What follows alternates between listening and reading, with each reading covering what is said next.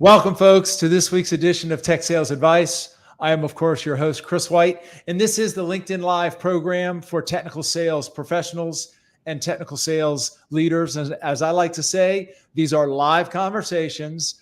These conversations are unscripted, unrehearsed, and unpredictable. And I'm joined today by someone who is no stranger to the technical sales profession. His name is Jeff Stewart. He is the Vice President of Product Management with SolarWinds. Now, when I first met him, he was the leader of the sales engineering organization. He has since moved into this VP role, and I was excited to have him join us today for this conversation for a number of reasons. We're going to talk about some of the career decisions that many of us as sales engineers are faced with and make, and some of the considerations there. We're going to get an inside look from a product leader to understand some of the trade-offs that they have to make. But before we get into there, allow me to welcome our guest, Jeff. Good to see you, my friend. And Jeff and I have met in person in Austin. He had me speak for his team in Austin a few years ago. Nice to see you again. I hope you are well. Welcome. Hey, Chris. How are you doing, sir? Thanks for having me. Doing well. Excited to be here and looking forward to this unscripted conversation, which is, I think a little bit of pressure there. I'm always try to prepare, and it's interesting. The unscripted ones actually turn out the best. They usually do. And that's, look, I mean, as sales engineers, I mean, we sort of make a living, we make a living thinking on our feet, right? So to me, this is putting our best skills into action. So Jeff, I introduced you briefly, but I would love to give you just a minute to introduce yourself a little bit more broadly for anybody out there who may not know you and know the journey that you've been on. Yeah, absolutely. So, as Chris said, my name is Jeff Stewart. I've been at SolarWinds here for about 13 years. Prior to that, I was a network engineer for a university in Kentucky, which is where I started to develop a relationship with SolarWinds through engagement of their product team, believe it or not. And so after developing that relationship and really, enjoying that engagement and their responsiveness to the customers, they said, "Hey, why don't you just come join us?" And the opportunity was in pre-sales, which was hard for me because I, as a engineer or engineer mindset, I never thought I would be part of sales, and I never really believed what sales folks were telling me. Right? I was always, I want to test the software. You were the skeptic. Yeah, 100%. So I was like, "There's no way I'm going to do this." And 13 years later, here I am. Jumped right in. Loved it. It was so easy to relate to the prospects and customers on my first call, even though I was shadowing. I was like, wait, I know this. Like, I can help you. This is what I did. And so it's been a wild journey and a fast one. Like 13 years has gone by crazy fast, and a lot of fun times and learnings and excitement. Yeah. And how long has it been now that you've moved into this product role? Yeah. So believe it or not, this is my second stint in product here at SolarWinds. So around 2015, I think it was, SolarWinds went private, and that gave me an opportunity to follow my current leader into product and spent some time there. And then believe it or not, missed my team. I missed engaging directly with customers every day, and so went back to pre-sales, and here I am back in product. And it's been officially a couple of months now, unofficially a little bit more than that. So yeah, excellent. As you shared the early part of your career and making that transition into pre-sales, and maybe this is one of the reasons why you and I clicked so well. My story was the exact same. I was different context. I was an enterprise architect. You were more of probably a network engineer, network architect. But similarly, I was an expert in an enterprise architecture platform, and then got to know them so well. They're like, have you ever considered pre-sales? So, and similar to you, I was very suspicious of sales professionals. So it's interesting how much our minds have sort of changed and evolved around this idea of selling, right? And now that you're in product, it's interesting to me how much of that selling and sales mentality do you bring to managing and running running a product team and overseeing the product direction? Yeah, that's a great question, and I think that is a trait that is really helpful in product, because product is full of trade-offs, and sometimes you're doing a little bit of selling based on product direction and where you want to head. Not all of the stakeholders are going to agree with that, and so it's about aligning stakeholders and kind of bringing them along in that journey. And not everybody's going to get what they want, and that's one of the biggest challenges. Is you've got SEs, you've got sales, you've got prospects, you've got customers, you've got shareholders, you've got your executive team, and so you've got to look at the full picture before you make your decisions, and then you got to figure out how you get everybody aligned and executing towards strategically where you're going. Yeah. So what I hear you saying is that your selling is done internally. Yeah, that's right. Yep. I moved to internal sales. Exactly. Indeed. Indeed. By the way, Jeff, let's just pause just for a moment. I just want to do a few call outs. Sure. Jason Smith, good to see you, my friend. Always good to see you. And Clifford, I think you were with us last week. Couldn't agree more. SE role could be a lifetime pursuit, or it could be a springboard to other roles. So, and folks, anybody out there who's listening, who's with us, if you care to say hello, we don't see who's out there, so please feel free to say hello. And of course, if you have any questions for Jeff or myself, please feel free to chime in. Jeff, I want to pick apart sort of this stakeholder management a little bit more. Let's break down and you mentioned a few of the stakeholders that you deal with, but for those of us who are still on the pre-sales or sales side of the equation and maybe don't have as good an insight into product, help us understand a little bit some of the forces and some of the pulls and pushes that you get from different stakeholders. Because as a sales engineer, we're dealing with prospects and customers on a daily basis, weekly basis, and we're always going back to product, like, why don't you do this or why don't you do that? What are maybe some of the other things that maybe we don't see that now that you're responsible for that, you see because you have a broader perspective? Yeah, absolutely. Well, I think Chris, the thing to think about is, like, as product folks and even as SEs, you want to have the best product, right? And you want to always be solving problems for your customers and your prospects. And I think it's definitely a balance, because you can't, all of those things that you want to do, you can't do all of them. And when you start thinking about stakeholders, you think about the business side of things, and what is going to solve problems for your prospects and customers, but also drive the business forward. And being a public company, we have shareholders, and they certainly want to see their return on the investment. And so you've got to think about it not just from a pre-sales perspective or a customer perspective, but what is going to start driving some of that return to the business and return to the shareholders. And so it's less of a feature functionality kind of if I add this one thing, this customer is really happy, and more of a, hey, let's build something that caters to the masses and really solves problems for a large number of people and supports our business to be able to do more things. Yeah. And would you say it's marketing and product marketing that you're most closely aligned with in terms of thinking through the revenue generation and the growth side, or is it sort of an equal balance between, say, marketing and executive leadership, for example? Yeah, I like to try to balance it out and keep things equal across the board.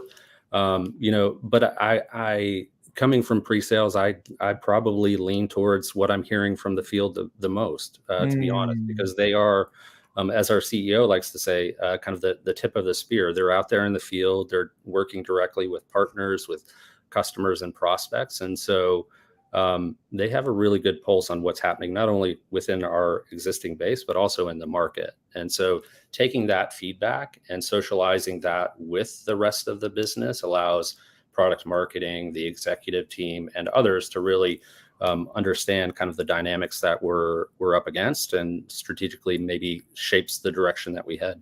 Yeah. I'm going to press pause again just for a moment, Jeff. Alex Chudikoff, I hope I'm saying that correctly, says hello from San Francisco. And Alex, he shares an interesting conversation or comment here, Jeff. Considered roles such as implementation, I'm assuming CMS is customer management, even account execs. But a lot of times we are most comfortable, quote, being the guy behind the guy. Love that role. And our good friend Chris Mabry. Chris, it's good to see you, my friend. Growth mindset and the growth beard set. Well said, Chris. Yeah, I was commenting that this is about as much as I can do. Jeff, help me and others on the sales side understand what are some of the biggest challenges that people in your role struggle with when you're trying to decide sort of the roadmap and make some of those trade-offs. Like, what is the biggest challenge that you face in that regard? Yeah, I think like the biggest challenge in many organizations, especially when it comes to product engineering, is it's not a short list of ideas that you want to do. It's really limited resources, right? You have so many developers and engineers, and you have a ton of ideas that you want to go execute on, and everybody has what they believe as the most important, the best idea. Certainly SEs have the best ideas, and if you don't do it as a product leader, you're crazy. But you've got finite resources, and you've got finite amount of time to deliver product to your customers. And so it is around prioritization of those ideas and feature sets to, as Chris highlighted, like really solving problems for prospects and customers. That's what we're here to do as product leaders, is build something that's meaningful and something that solves a problem on a daily basis. And that's one of the things that really attracted me to SolarWinds, is the product managers were in the field. They were engaging with prospects and customers to really understand those problems. And then they were also kind of SMEs. So they understood the technology, they understood the domain, and they built products that solved problems. And I think that that relationship between product and pre-sales and product and customers is really important. Yeah.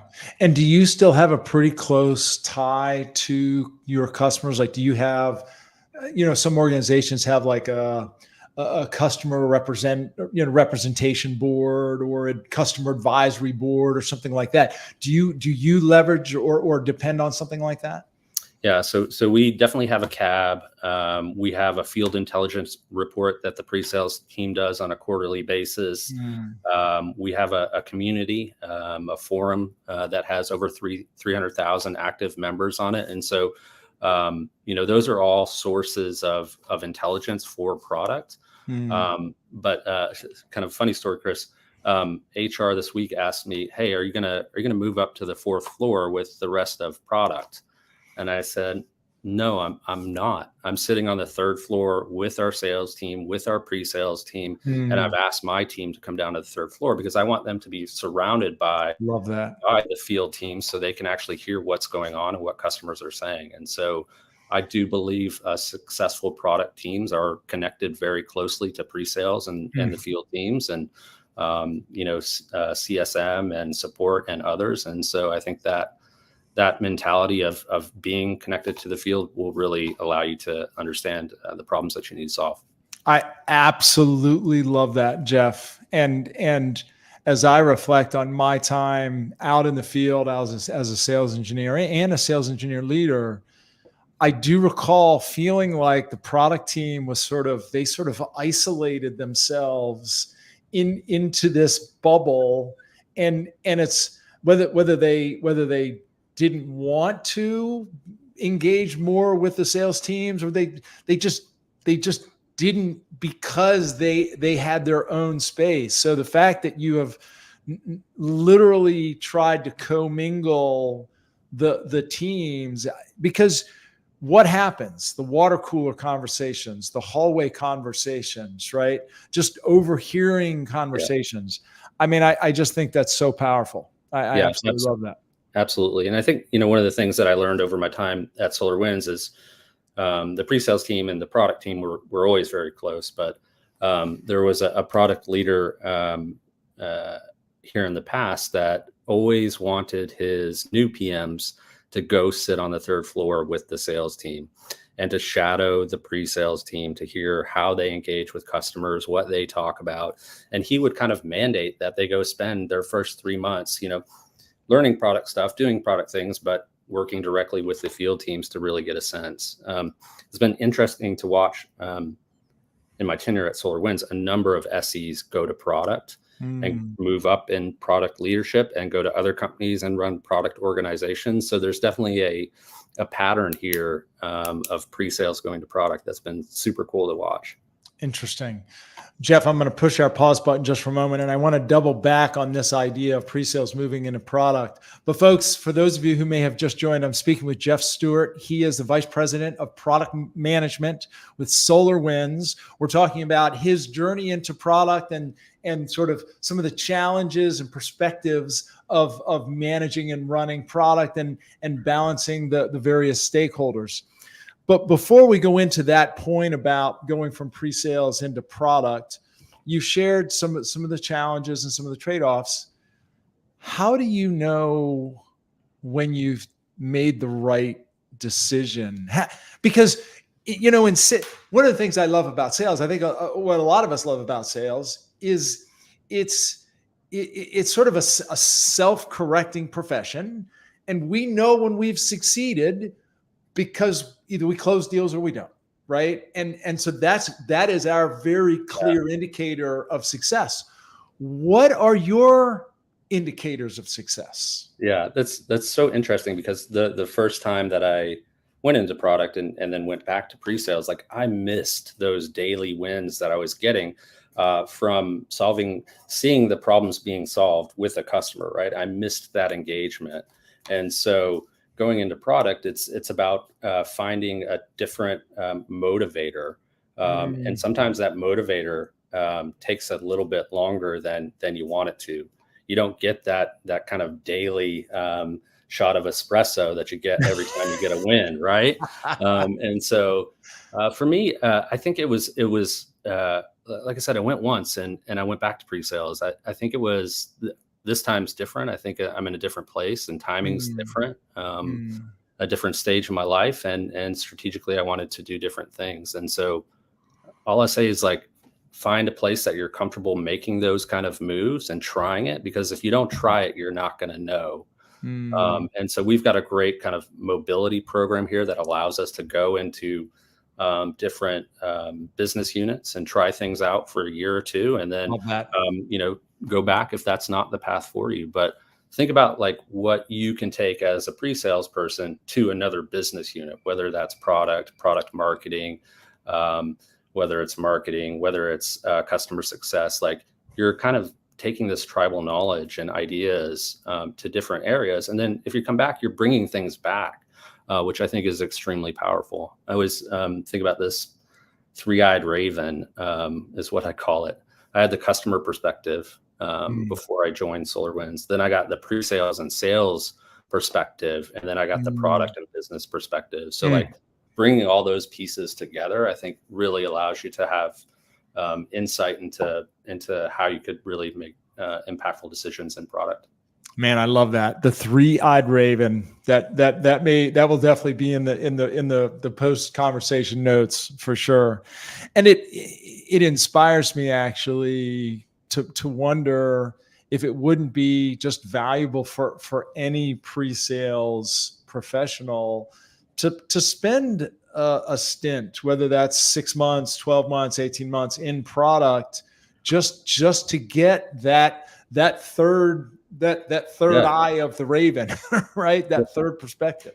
What I think happens when you do that is you're beating up your product team about all these features you need, and you're just thinking about it from that perspective.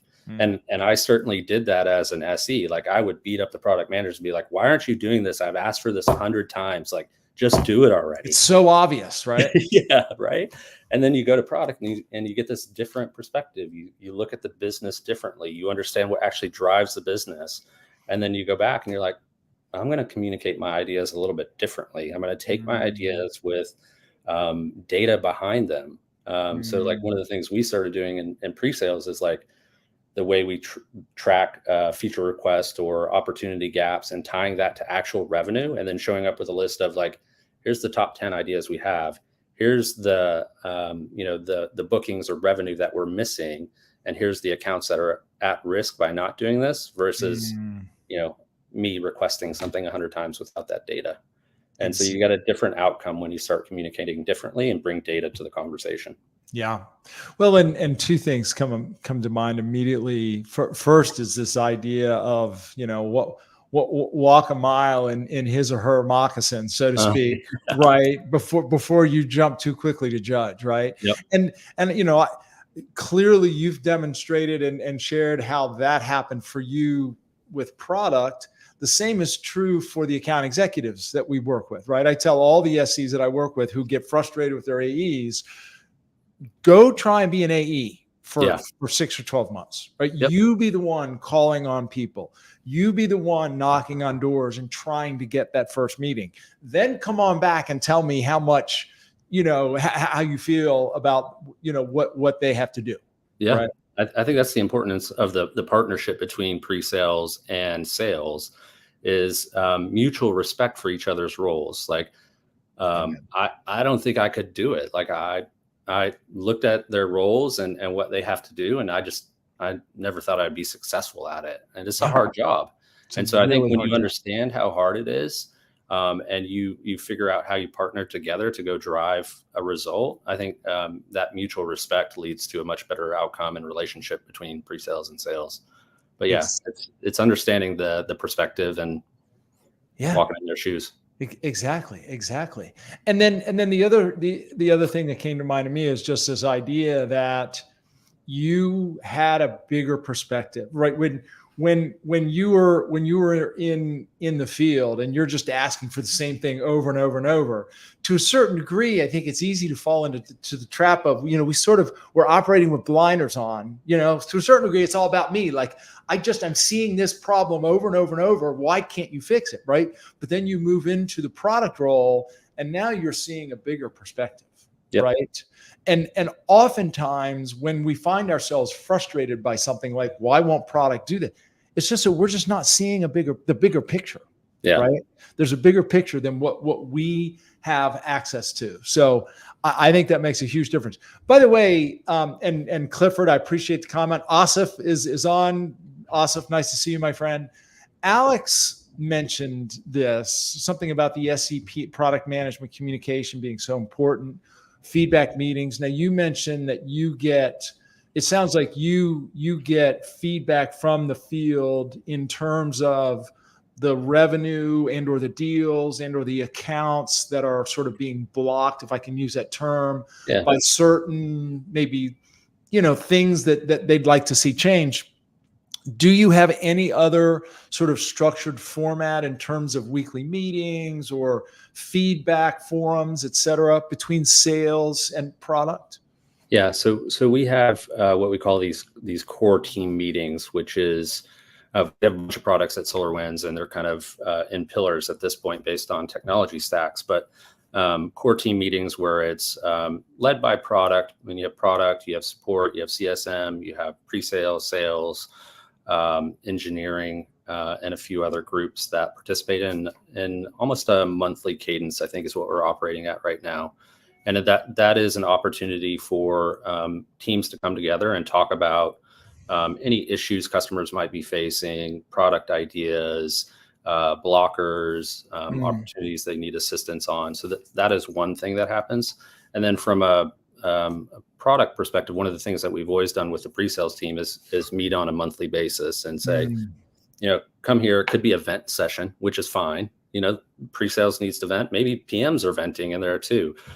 Sometimes it happens, but hearing feedback directly from the SEs and the team, so we can understand what they're hearing kind of on a regular cadence is beneficial. So, Yeah. And then, like I said, we have a CAB, so a customer advisory board that we meet with and talk about different topics. You and I were chatting earlier. I'm going to a partner summit Friday night for next week, and I'll talk to 150 different partners and get feedback from them. Like, think about that scale. Like, they're out there talking to thousands of customers, and so that's great insight to have from partners and how we can support them better to support their customers. And so there are all kinds of opportunities for what I'll call field intelligence and gathering information. But all of that comes into this funnel, and you've got to decide what you're going to focus on and what you're going to execute on to deliver in product. I have to be honest with you right now, Jeff, and I mean this in the nicest way, but I'm not sure I envy that role.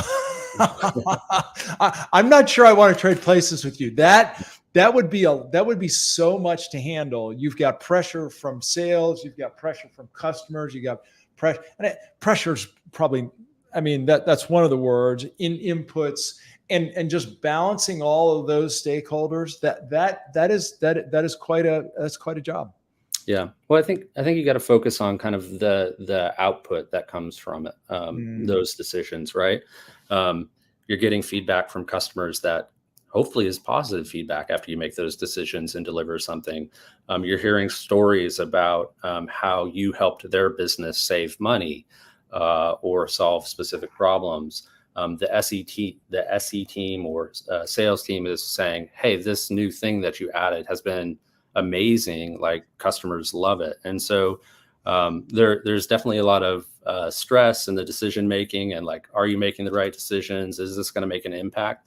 Yeah. But I think you focus on the outcomes, and there's certainly customer outcomes, and then there's business outcomes. And so, seeing stock price go up or shareholders be happy is kind of a business outcome that you can focus on. So there are all kinds of things that I try to focus on that maybe help reduce some of that anxiety around decision making.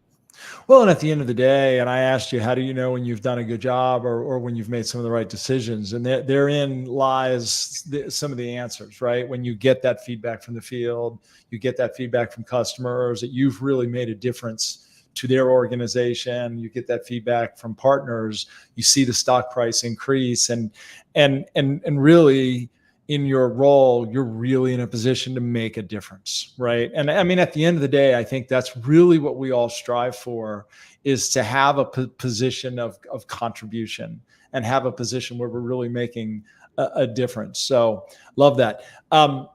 Clifford just shared this quote that I thought was really good, and I'm inclined to get your feedback on it. So the old quote from Henry Ford about listening to customers: if I'd listened to my customers, I would have raised and sold faster horses. So Clifford, thanks for sharing. I've heard that quote as well. Basically meaning sometimes our customers don't even know what's right for them or what's best for them.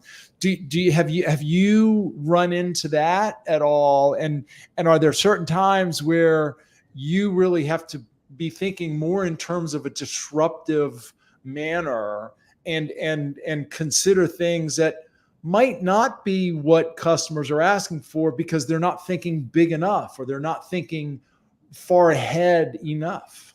Yeah, certainly in product, yes, but also in pre-sales. And that's one of the things that I loved about the term sales engineer is, like, customers are going to come to you and they're going to ask you for something and they want to see it done in a certain way. But they've only thought about this in kind of the blinders, right? And so part of your job is to engineer a way to solve their problems that may not be the way that they're thinking of. Like, hey, that's great, you want to do it like this, but have you thought about X, Y, and Z? Yeah. And so kind of navigating and steering customers into solving the problem they want to solve, maybe from a different approach, is kind of that engineering part of the job when we use the term sales engineers, in my opinion. But certainly in product, you've got to think about the immediate term and what customers need today. And sometimes you're thinking about future things, which means you're not going to solve what they want right now. And you may be solving a larger problem that they don't see because they're looking at it from their perspective and not kind of the larger market factors. Yeah. How far out do you typically try to look? Is it a 3-year time horizon? Do you try to go out on a 5-year time horizon with product planning? We look at 3 and 5-year product planning. I tend to focus on shorter term. I think there's a lot of things that, we think are going to happen in the next 5 years. Some of them have a lot of hype and don't materialize. And so you could go focus on this next big thing and build your product around that next big thing, and it never come to market or never be as big as you thought it might be. So, kind of look at technologies that are maybe more mature and have problems, and how you solve those problems within, the immediate term, within 3 years, versus kind of that further out. But you need perspective on all of it. You need perspective from all points of views, even analyst views. Yeah. I think that's part of what you have to consider. Yeah. Interesting that you brought up the analysts. So when I was in the field, I was that SE who was responsible for giving the demo to Gartner every year. At the time, we were in the enterprise architecture space, so we participated in the enterprise architecture Magic Quadrant, report every year. Is it safe to assume that you participate in something similar, whether it's Gartner or Forrester or one of those? Yeah, it's funny you mentioned that. We did one yesterday. It was yesterday, Tuesday? Yeah, yesterday. And I pulled in one of my senior directors, not my senior director anymore, sorry, and one of the senior directors of our pre-sales organization. And I said, hey, I need you to do this demo for this analyst. And so, it's interesting to get analyst perspective. You've got to factor it in. They're talking to a lot of customers, and they provide opinions. And so you need that relationship and that perspective. Might not always agree with it, but it's part of the process. Yeah. Yeah, indeed. And is it safe to assume that it's sort of a two-way street, that you look to analysts for input and guidance and feedback from the field, but then you're also sort of putting on a sales hat when you're speaking with the analysts to sort of promote your solution and sort of put your best foot forward with them? Yeah, 100%. Like later today, I'll meet with another analyst. I've got a bunch of questions for this person about cloud adoption and workload migration. And I want to understand really what he's hearing from clients that he's engaging with, and how far along are they on that journey? Anybody moving out of the cloud, and really getting perspective like that. But also want to kind of sell SolarWinds and our portfolio to him at the same time. And, have you heard anything about what our customers are saying, or did you know we solved this specific problem? Kind of planting that seed, so when he engages with his clientele, that we're part of that picture. Yeah, I love it, and I have to admit, I have some PTSD when I think back to those old EAMQ, as we used to call them, days. I would spend about a month preparing for the big meeting and the big demo, and those were difficult days. I have one more question, and then we're going to sort of take a pause, and I might shift gears just a little bit. Is it safe to say that at times that you find yourself almost at an impasse where you have maybe one of your, let's call it stakeholders or interest groups, marketing, feels very strongly about maybe a certain, let's call it enhancement or feature or direction, product or the technology or the technical teams are pushing another, maybe sales is pushing in another, maybe you feel a pull from the customer or the partner perspective. Does sort of the bottom, are you the bottom line? Like does the buck stop with you, or do you find yourself at times you have to even take it to a higher level to sort of make the final decision? Yeah, I mean, this is a great question.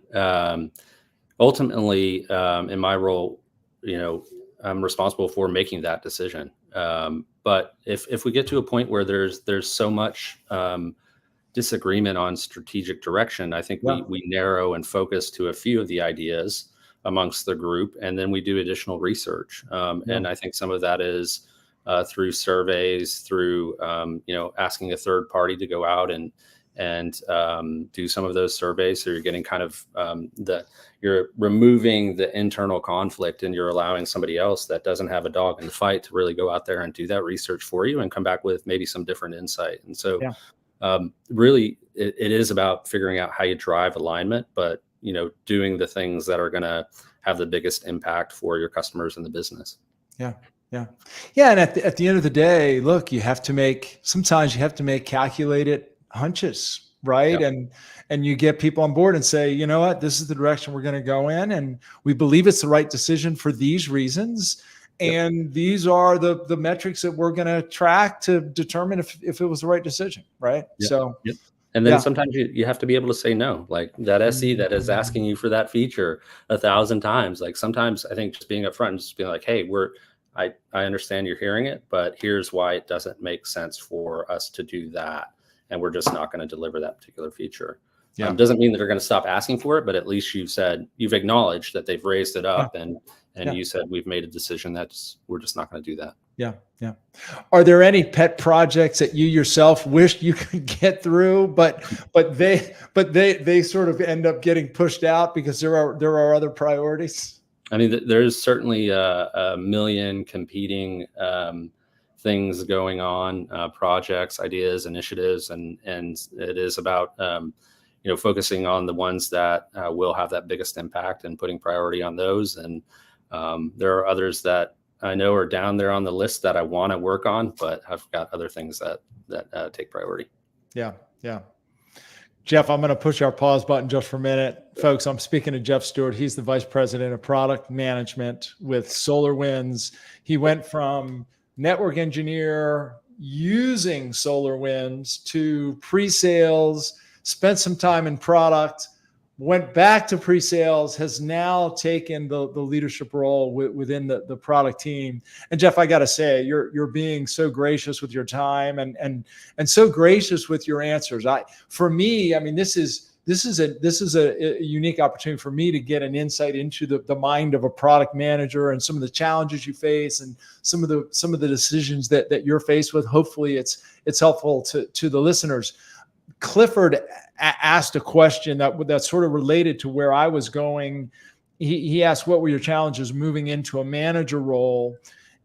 We'll put that one on the table. And then I also want to get into some of the decision criteria that goes into the next step. Like in your case, you went to product. Some SEs decide they want to go into sales. Some SEs go into marketing, et cetera. So, but let's address Clifford's question first.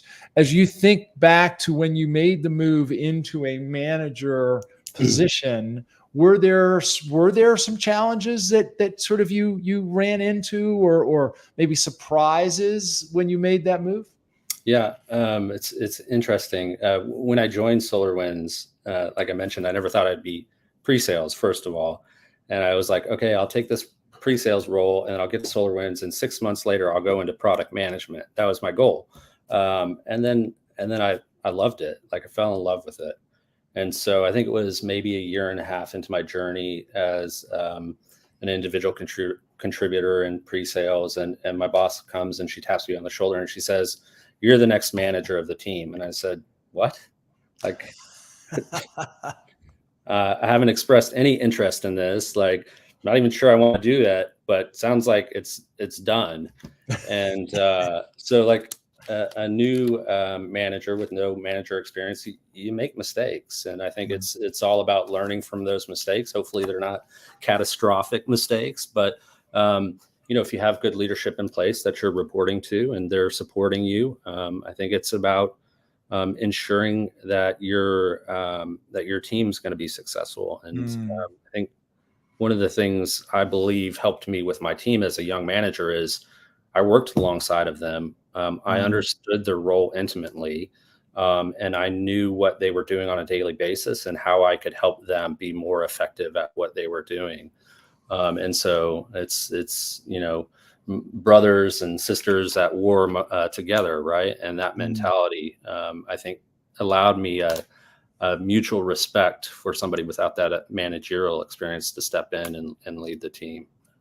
Well, and I think too, having walked in their shoes, bringing that up again, I think you had a certain amount of instant credibility because they knew that you understood the role, their situation. And the number one thing that you said there, Jeff, is what I heard. These are my words, but you made it about them instead of yourself. And to me, that's really the biggest challenge moving into a management role. As an individual contributor, it's all about being the best we can be in front of customers, with our colleagues, et cetera. The second you move into that management, it's all about making your team and positioning your team to be the best that they can be. Right? Yeah. Supporting them. Yep. Giving them the tools that they need to be successful, right? You're now focused on your shift in focus from customers to your new customers, which is your team. And so taking that mindset and applying it, like, how would I make my customers successful too? How do I make my new customers, my employees successful and grow them? Is certainly a different mindset, but kind of similar. Yeah.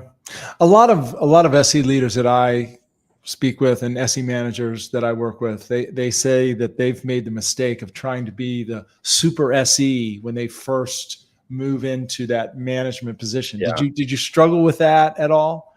It's definitely a balance, right? Like you are trying to step out of this role where you're directly engaged with customers, and it's that balance, because I do believe, and most of my old team here at SolarWinds, my expectation was that they're still, even though they're in leadership, they're still engaging with customers, and so I want you to focus on growing your team, supporting your team, but I also want you to be engaged with customers so you can continue to understand what your team's facing they engage with customers, and what you think they're going to need based on your engagement with those customers. Love that. Yeah, it is a balancing act, because as a manager, you don't want to be too present. You don't want to be sort of hovering over your people, but at the same time, you can't be so removed from customers that you don't understand the current issues, what they're hearing out in the field, et cetera. So you do have to strike a balance,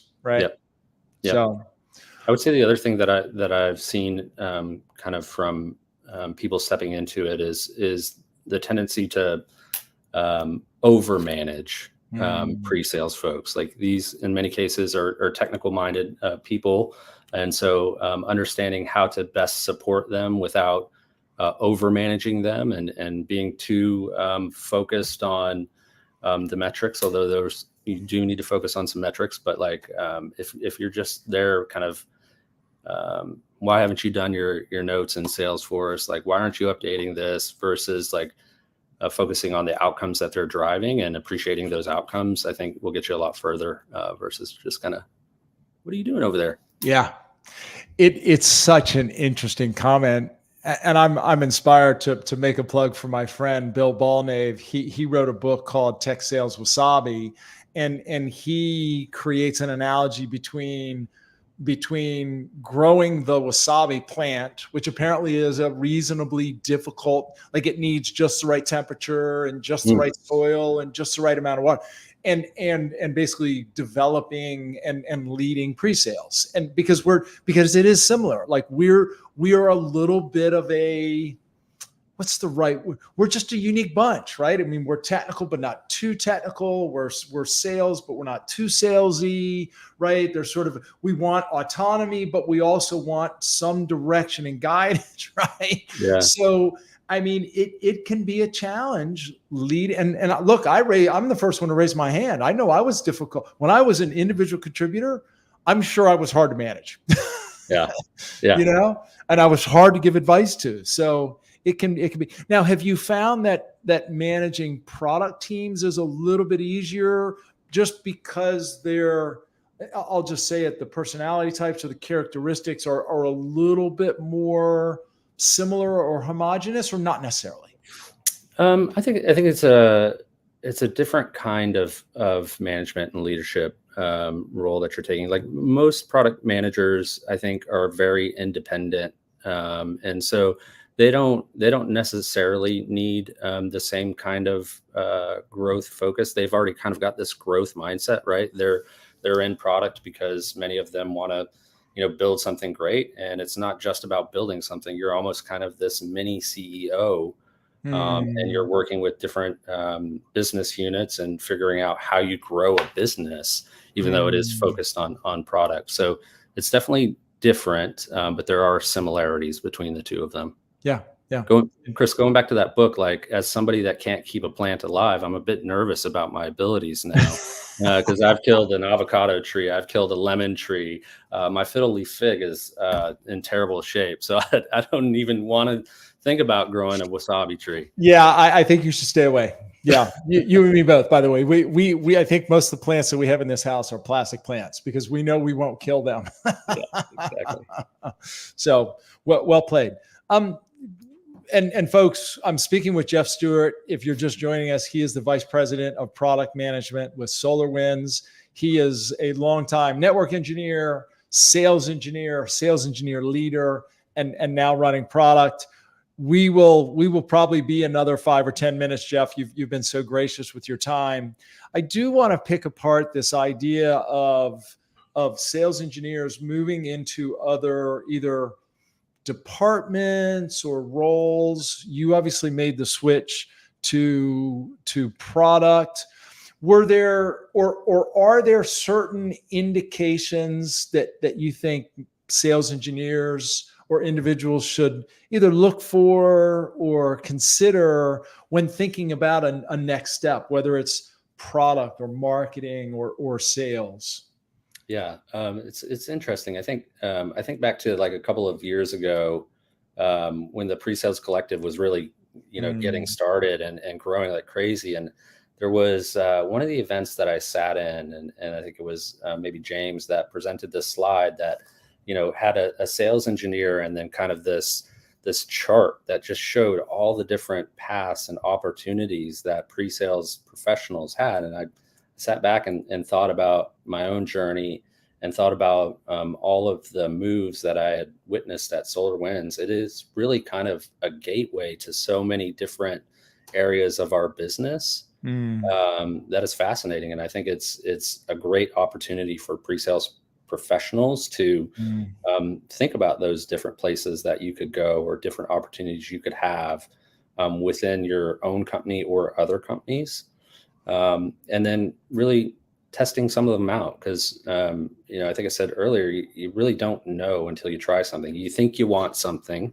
We all think we want something. We all want more money. We all want this, that, whatever it may be. But like, if we haven't at least tried to do it and walked in those shoes, as we've talked about mm, earlier, mm, we don't know. We don't have that mm, perspective until we try it. And so, I tried product once, and I learned a lot, but it wasn't right for me at the time. mm.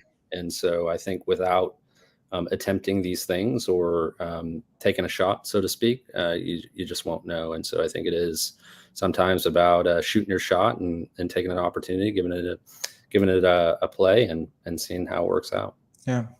Do you think that a sign that it might be time to change is maybe a feeling of complacency, or if you get to a point where you don't feel like you're learning much more, that might be an indication that maybe it is time to try something different to see if that sort of sparks some new growth. Yeah, I love that. Oftentimes when I'm interviewing people for positions at SolarWinds, they're, well, why have you stayed at SolarWinds for 13 years? It's afforded me the opportunity to learn something new every day. Mm, If I'm not learning something new every day, then I get bored and I start being unproductive mm, in my current role. And so, if you are at that place where you're just kind of complacent or bored or burnt out, which can happen in pre-sales, then maybe it is time to try something different, just to shake it up, learn something new, get different perspective, and that change may be enough for you to realize, wow, that role that I had was actually really amazing. I actually want to go back and do that. And so it's a great call out. Yeah. Well, and to your point, sometimes just that change of pace is what's necessary to revitalize your attitude towards the job, towards the role, towards your organization. It's interesting when you said what you said about being bored. I can remember a few job interviews that I went on, and even after I was accepted into a role, there were countless times when I would tell my leader, I have two fundamental requirements: A, pay me well, and B, don't let me get bored. Because if I get bored, we are going to have, like, I have problems that we are going to have problems. So, but we need to take responsibility for that, right? As I like to say, people have heard me say, we are all the CEOs of our own career. And we need to take responsibility for that. Yeah. So yeah, I absolutely love that. Jeff, as we sort of wrap things up here, as I like to say, the landing gear is out and the runway is out in front of us. Any final thoughts from yourself on the topics we've been covering here, making the transition into product? Any advice that you would give to anyone out there who's maybe considering a move or considering product as their next step? Yeah. Look, I think, as mentioned earlier, I think pre-sales is a great opportunity to kind of be at the center of things and gives you a little bit of taste of the different areas of the business. But if you want to jump into something different, I think finding somebody in product or a peer that you can talk with that has done it to understand their perspective on it, and really pick their brain. But don't be afraid to try something different. I think that's the important thing to think through, is trying something different can ultimately lead to something great. Like me going from a network engineer to pre-sales, something I thought I would never do, and fell in love with it. So you just, you don't know unless you try something different, and keep an open mind and shoot your shot.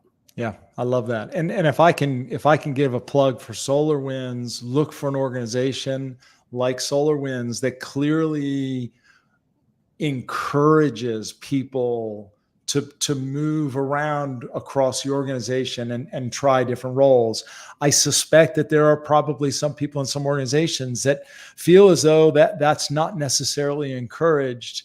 And obviously that is part of, it sounds like that's really part of the culture there at SolarWinds. Yeah, it is. And it is like a thing that, as a leader of a strong team, like, you're kind of like, I don't want you to go try something different. Like, I want you to stay on my team. So you have to have leaders that are really open to embracing, like, this is actually really good for the business as a whole. Like, Amen. When I was running pre-sales, like an SE going to product, I'm like, I don't want to lose you as an SE, but like, you're going to do great in product, and you're going to do great things for the pre-sales team and our customers by being in product.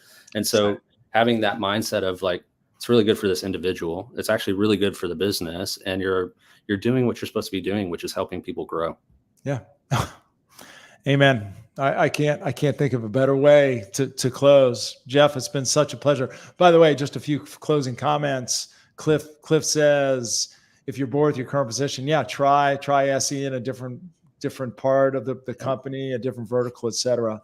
And Alex thanks you for the conversation. He's in the middle of a dreaded job search and trying to consider some roles beyond sales engineering. So Alex, thanks for that feedback. I'm glad to hear this was well worth it. Jeff, it's so nice to see you again, my friend. Thank you so much for being here. I wish you the very best, and SolarWinds the very best this year. And I know you've got some around the world travel coming up. So safe travels, folks. And Jeff, fair to say that you would welcome anybody to connect with you on LinkedIn if they care to do so? 100%. Absolutely. Fantastic. Folks, for those of you who hung around, thank you so much for listening and tuning in. If you like this, I encourage you to follow #TechSalesAdvice. And of course, you can go to the website, techsalesadvisors.com, to learn more. Jeff, thank you so much for being here, sir. Hang around backstage just for a minute before we part ways. To everybody else, I will be back next week with the next edition of Tech Sales Advice. Have a good week, and we'll see you next time. Thanks all.